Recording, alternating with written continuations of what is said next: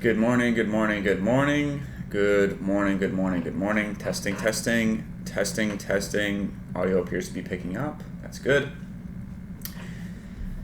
Welcome to another edition of Thinking Out Loud with Jesse, a podcast where I share some of my thoughts with you on capitalism, the world around us, and how to navigate the ever-changing climate of being a productive human.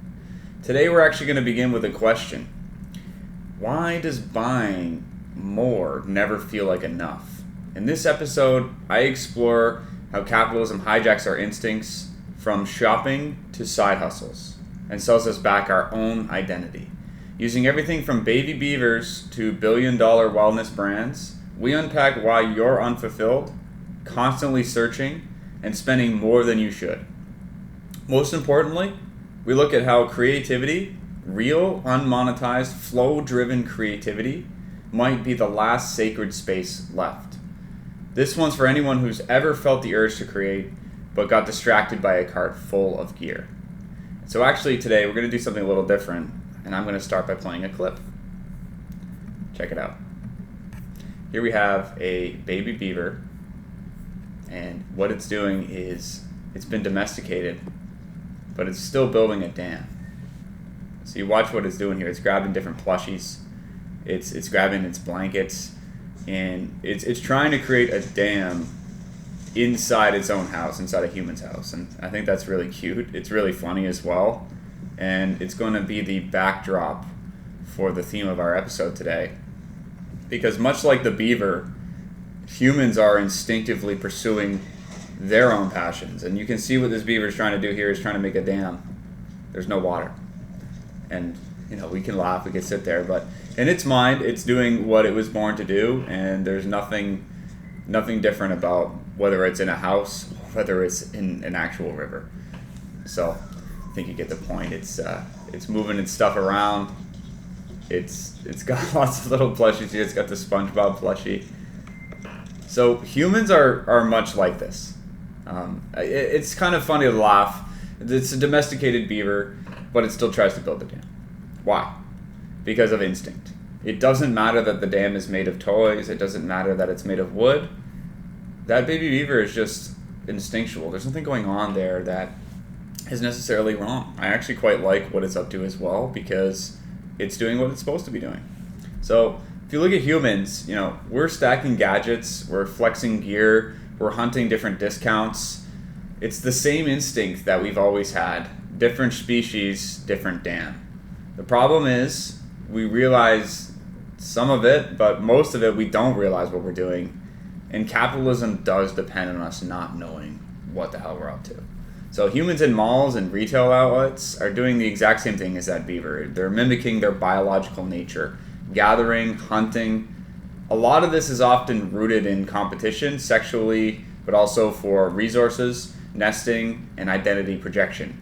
We are hardwired, instinctive beings, and capitalism knows this. Spending money is often a symptom of a lack of purpose. And so, one thing to keep coming back to as we talk about this is capitalism thrives by selling us relief from the void it helps create. But creativity, when done correctly, can be that antidote. And so, in order to unpack a little bit about what capitalism does to us and that hard wiring, I feel like it's important to go back a little bit in time to talk about a few things that really played out in the right way to make capitalism so insidious. A couple of things that stand out is capitalism did rewire the human from childhood. And this goes all the way back to Rockefeller's general education plan, where he built obedient factory workers instead of independent thinkers, and that is epitomized by that line. He says that he wanted a nation of workers, not thinkers. And so before the 1900s, we can point at some fragmented educational systems. We could look at the Frankfurt system, but we can always come to the conclusion that it was more holistic before 1905. Talking about music, play, debate, philosophy, and certainly craft were big aspects of education. If you look at the post-1900s, you see bell schedules, timers, rings, factory level movement from class to class. You have memorization being pushed, hierarchical structures being absolutely present in every facet of a school system, and standardization. Creativity became extra and not essential. The result? Adults who feel guilty for unproductive time and who only value output. You were programmed to serve the machine and not yourself. So you're sitting there thinking, well, if I'm not doing anything, I'm being lazy. This comes directly out of the post-Victorian era, 1905 changing of the school system. And so that's the first real capture of capitalism on childhood. And it does, again, form that backdrop for the hijacking of our educational system and our values so that we can be more productive. When we look at instincts as well, going back to the beaver, it's building that plushie jam out of instinct. It's just misapplied instinct, right? So humans, the same thing. We want to gather, hunt, nest, and compete. This comes out as shopping, hunting sales and discounts, hunting home goods or resources for the home, and competing by flexing online. Capitalism doesn't invent any of this craving, it just exploits it. It keeps us filling that void with stuff, trends, consumption, optimization. And one aspect of this that really hits home for me is I was not the best student when I was in middle school and earlier. But I do remember back to school shopping as like my favorite time of the year. Not even first day of class, not even seeing my friends again, although I did really look forward to that. I really did like going to Staples or like some sort of Office Depot to get the thousands of items that I would probably not even be excited about in a month's time. But that was definitely what I can call back to and say, you know what, I really looked forward to that time, and less so being in school. I didn't really care for math class. I didn't really care for a lot of the subjects that they're hammering home in grade 4. The only ones that really seemed to interest me were history class, and that happened a lot later in my life, probably about grade 9 I started doing that. So again, back to school shopping being that perfect segue for me. It wasn't easy to go into school and be excited about it. It was stupidly easy to get excited about the pens, the binders, the sheets of paper, and the fresh smell of it all, alongside my parents taking me to that store, of course. And so when we look at it, we know that capitalism does capture everything. It expands, it wraps its arms around every facet of life. And each year, a new aspect of humanity seemingly gets conquered. Maybe not each year, maybe each decade. Recently, we see wellness becoming a cottage industry in terms of capitalism. We also see grief, dating, sleep, spirituality as platforms and products now. Once wellness was an escape, it was just something that you did to feel better. Now it's $400 in yoga mats and mushroom powder. And then we see how this is hijacked quite a bit. And it's a normal thing, and it's happened every decade. Like I said, in capitalism, this is nothing new. We just need to take a step back and take stock of how it's impacting us today. Another great example is how reading used to be a big escape for a lot of people. Just diving into books, public libraries being the main access point for that. Fast forward to today, the biggest company in the world in terms of retail is Amazon, and they started as a bookstore. Reading used to be that escape from spending. You go into a public library, you dive in, you hang out there for a couple hours.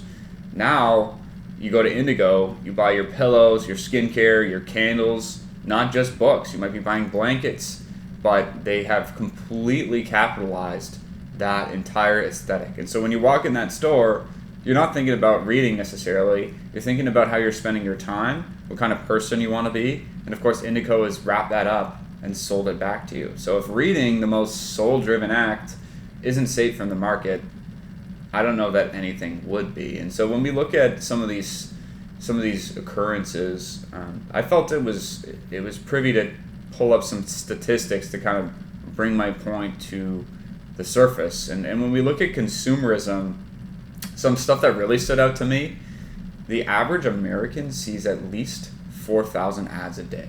Now, that is based on TV numbers. So if you don't have cable, you might be doing something different.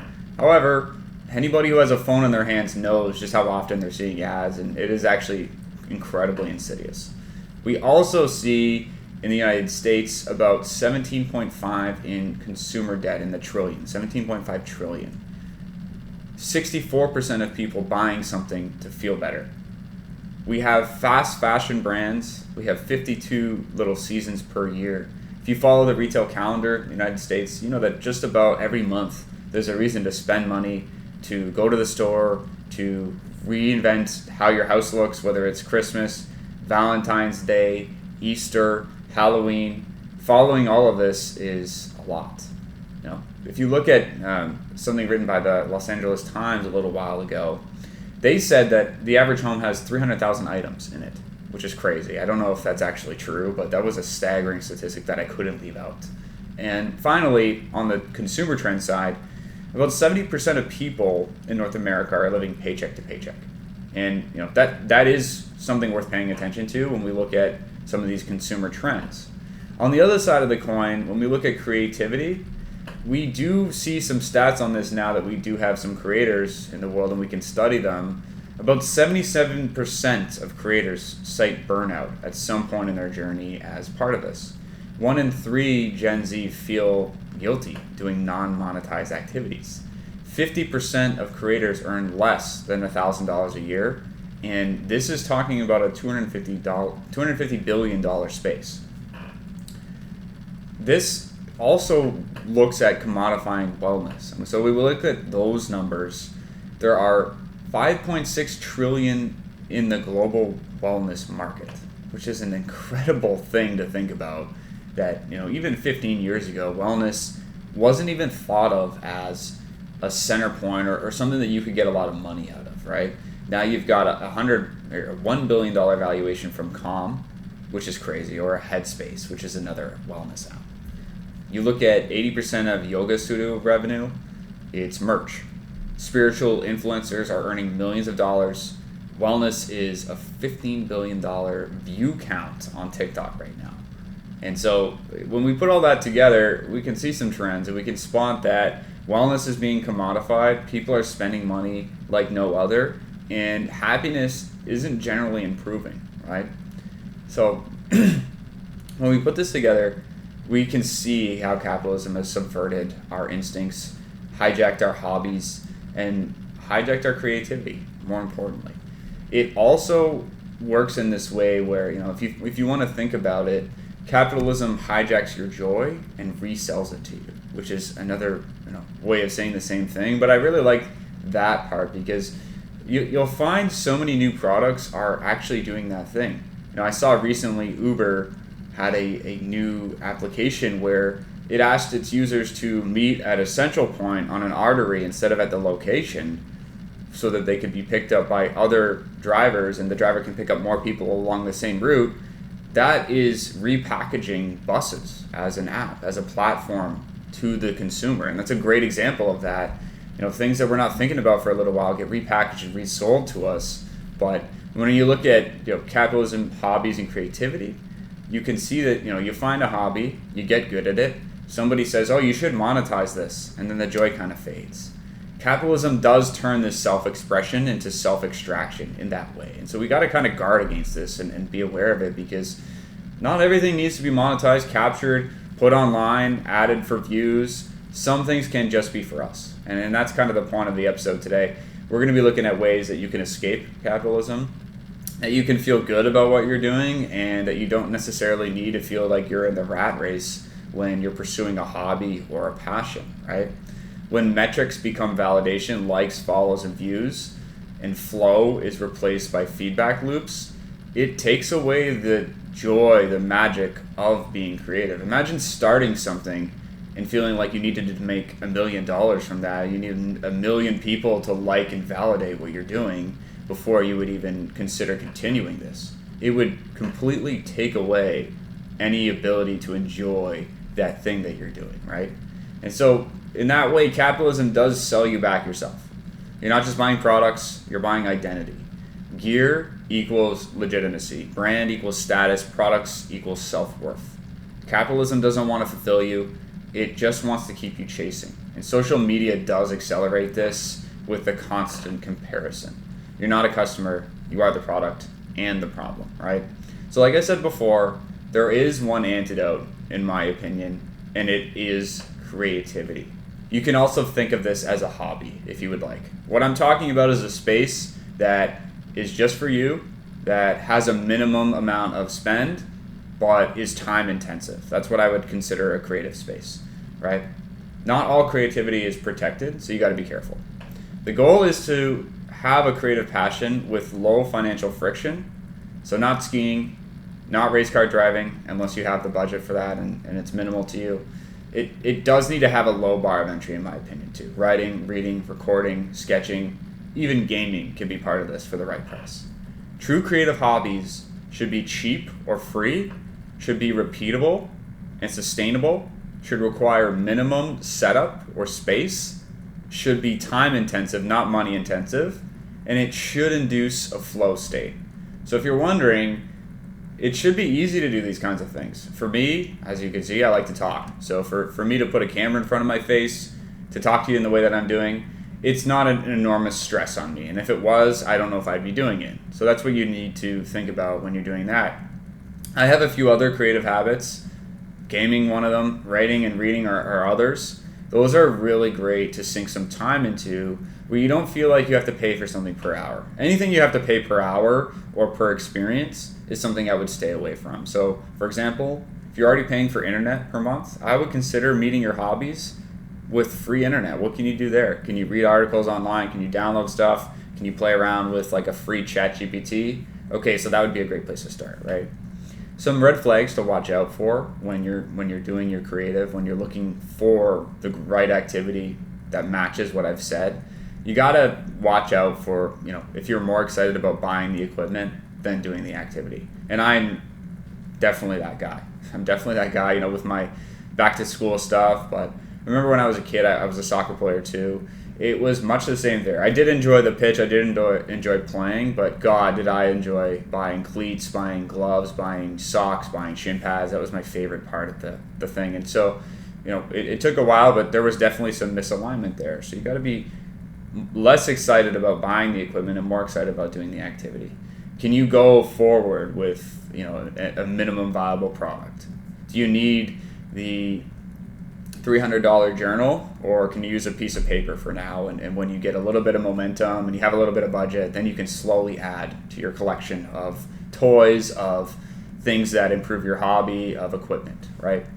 Second thing, another red flag to watch out for is that you would need the perfect conditions. Oh, I can only sing when the sun is out and it's hot outside and the right conditions exist.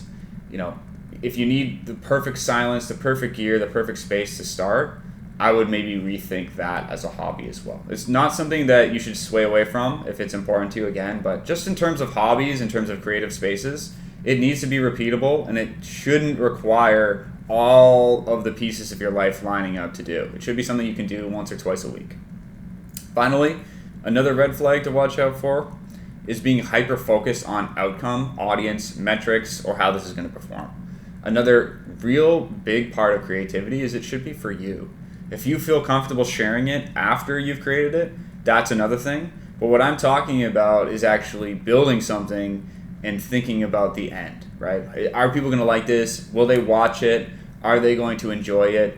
That does take away from your ability to be present. And so that's what you're looking to do. These creative spaces, as an antidote to capitalism, work because they allow you to be present. You're not thinking about the future or the past. You're not thinking about buying anything. You're existing in a moment that in that moment, capitalism can't touch you. So my advice to you would be to protect one part of all your creative self from the market. Let some activities be sacred. Let some of them be inefficient. Let some of them be private. Only then can you decide whether or not you'd like to put it out there or try your hand at putting it on YouTube, putting it in a creative space, seeing what others think of it. But it shouldn't have to be that way.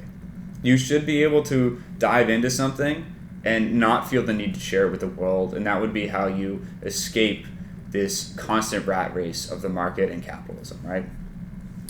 When you start quantifying things, that's when you start getting away from being present. So that's, as you can tell, a central theme of today. We want to be present in our hobbies. We want to dive into it in our creative space and watch time melt away. Have you ever come out of something that you've been in kind of like a zone or a flow or a creative space, and you say, God, how did 3 hours just fly by like that, right? So, another way of looking at it is creativity dies in spreadsheets. It dies when you think about likes, follows, clicks, gear, money. That's all an external validation cycle. What you really need to be thinking about is, what gets measured gets managed, but what gets measured also gets distorted. And so when you're thinking again about any of those metrics, that's again going to take away from your ability to enjoy it. And when you really watch something, think of any content you consume, any artistic aspects of life that you really like, any artists that you love to follow, they all follow these rules inherently, whether you like it or not. Some of the most impressive work that I've seen done, it has nothing to do with the artist thinking about if people are going to like it or not. They just have that confidence and have that space, and more importantly, they're present. And that's the key to it. If they're thinking about, how do I follow up my masterpiece with another masterpiece, they will actually get bogged down in this creative trap. And that's where writer's block comes in, right? That's where someone like Michelangelo needed to feel a bit of pressure, but definitely wasn't thinking about if everyone would like it when he painted the Sistine Chapel. I think I'm oversimplifying that, but when we look at creative, it's important to be present, and I think that this theme will shine through for anybody who has been in creative, and for anybody looking at getting away from this 9-to-5 grind. I would argue that having a creative space is the antidote to that. And so for me, obviously I have a 9-to-5, I work very hard in it. Having another space that has nothing to do with that I'm not looking to generate income from, but is a space for me to express myself, how I feel, thinking about things out loud, like this podcast, it's healthy. And that's what I would recommend to anybody who's struggling. Finally, life costs money. Have you ever thought about how leaving your house, walking out of your door, costs money? Every time I leave my house, I think about that. Whether it's coffee, whether it's going out for a meal, whether it's taking my girlfriend somewhere, I'm always thinking about that. And so when you look at the other side of it, creativity doesn't have to cost money, but it can be an extreme value to you because you're not spending money and you're doing something that fulfills you and you're being present. And so that's, for me, another great thing. Living in a high cost of living city, everything is economized. Even if you want to take a day off, that costs money. When you dive into your passions, that is basically, for me, something I'm holding on to very dearly because it allows me to escape the rat race. And so that's my point for today. When we look back at the beaver, he builds that dam in his house because he's wired to, right? We do the same things when it comes to our hardwiring. We just don't know it yet. And so when you take a step back and you give yourself a space to be present, to unwind, this will allow you to, like I said, escape the rat race and do a little bit more of what we were hardwired to, right? Creativity won't fix you, but it will help you reconnect to the part of yourself that capitalism doesn't have a hold on. And, when we look at that beaver building the dam, on our side, that dam is creativity, and I would encourage anybody to pursue these passions in a way that allows them to escape the system. So that's what I would say on that topic. This has been yet another edition of Thinking Out Loud with Jesse. I really thank you for listening, and if you have any comments, if you have anything you'd like to add, please feel free to do so in the comments below. Thanks again.